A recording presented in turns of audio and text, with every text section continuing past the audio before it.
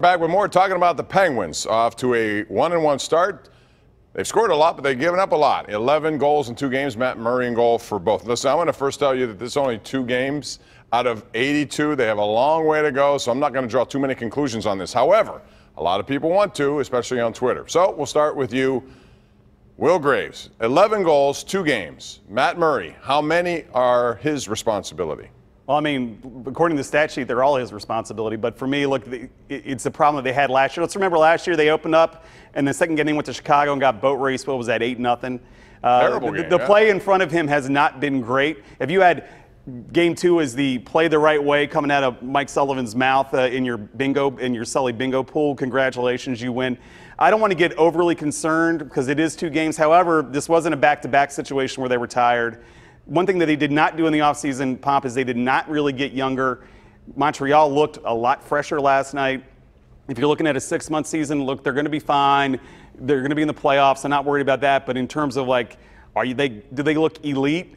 Can they be elite? I'm not sure defensively they can even be competent at this point. So that is some short-term concern, and we'll see how they address it as the season goes on. Yeah, I think what to track here more than anything is, we have been told a lot of narratives as to why the Penguins are going to go back to being a cup team again after losing to a very good team in Washington. And one of them was they're really rededicated and hungry and refocused. Well, as Mike Sullivan said himself at the microphone last night, this isn't a team right now that has a real dedication to playing two-way hockey. This is a team that just wants to score. That's what he said. This is a team that just wants to score. Well, that was a knock on the Penguins last year to begin with. So this notion that the lack of a Stanley Cup for the 3rd consecutive year has burned them and singed them to the point that they're rededicated to doing everything the right way, that hasn't manifested yet.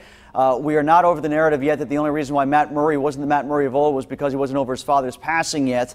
And we haven't, I don't think, in my opinion, gotten evidence that, even though Chris Letang looks really good offensively, this full year of training that he has when it comes to making decisions and when to pinch and when not to pinch and when not to take risks in his own end of the ice, has that been washed away? I don't think so. So like some of these narratives that we've been told as to why they're going to be back to where they were 2 years ago, we haven't seen signs of those in the first couple games. Their talent overwhelmed in the first game, but not the second game, where one other point I'll make, Will, on top of what else Montreal did well, they just wanted it more. They did.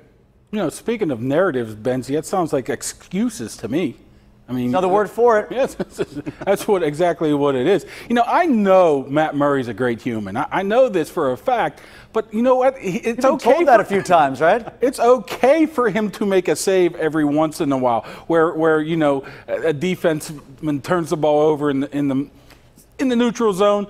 He's okay to make a save, and he hasn't done that consistently probably over the past year, maybe even more than a year now into this game. I think there's a little bit of worry to that. You hope the defense gets a little bit better, but, Olli Maatta's been horrible. And you said it right, Benzie. I don't think they're very interested in playing defense right now. There's a difference between the Steelers and the Penguins is the Steelers can't play defense. The Penguins don't want to play defense. Yeah, well, man, that's been the eternal struggle, though, since the day Sully got hired, right? We're talking almost 3 years ago now, and he said the same things that Mike Johnston said, which is the same thing that Dane Bilesma said.